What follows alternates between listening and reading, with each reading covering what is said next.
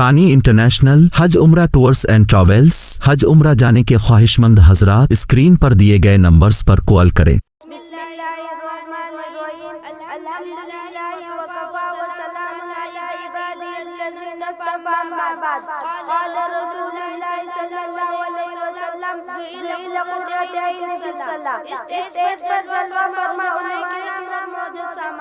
میں آپ کے سامنے نماز کے موضوع پر مختصراً اظہار خیال کرنا چاہتی ہوں۔ دعا کیجیے اللہ تعالیٰ ہم سب کو اس پر عمل کرنے کی توفیق عطا فرمائے، آمین۔ حضرات، نماز دین اسلام کا دوسرا عظیم ترین ستون اور ایمان کے بعد سب سے پہلا رکن ہے۔ نماز سب سے بڑی عبادت ہے۔ جس کی زندگی میں نماز ہے اس کی زندگی میں برکت ہے، عزت اور راحت اور سکون ہے۔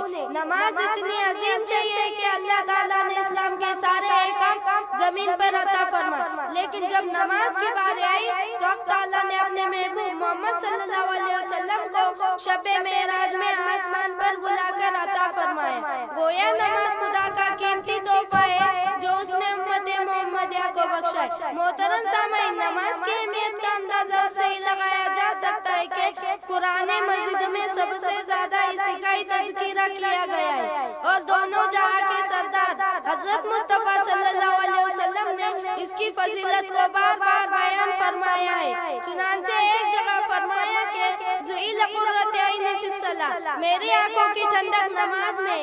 ایک حدیث میں فرمایا الصلاۃ عماد الدین، نماز دین کا ستون ہے، جس نے اسے قائم کیا اس نے دین کو قائم کیا، اور جس نے اسے قائم نہ کیا اس نے دین ہی کو ڈھا دیا۔ آپ صلی اللہ علیہ وسلم نے فرمایا جب بچہ 7 سال کا ہو تو اسے نماز کا حکم کرو، جب 10 سال کا ہو جائے تو اسے نماز چھوڑنے پر مارو۔ سامعین کرام، نماز چھوڑنا بہت بڑا گناہ ہے۔ آپ صلی اللہ علیہ وسلم نے فرمایا ایمان اور کفر کے درمیان فرق کرنے والی چیز نماز ہے، اور فرمایا جو شخص جان بوجھ کر نماز چھوڑ دے اس نے کفر کیا۔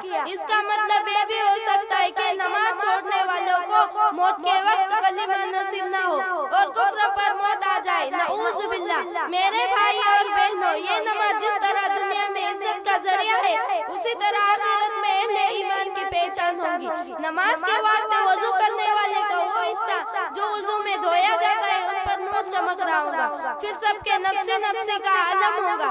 نافرمانوں کو فرما برداروں سے عالم کرنے کے لیے سجدے کا حکم دیا جائے گا، مگر وہ لوگ نافرمان تھے اور سجدہ نہیں کرتے تھے، ان کی کمر میں تختہ لگا دیا جائے گا جس کے سبب وہ سجدہ نہیں کر سکیں گے۔ اس طرح بے نمازیوں کو محشر میں سب کے سامنے ذلیل و خوار ہونا پڑے گا۔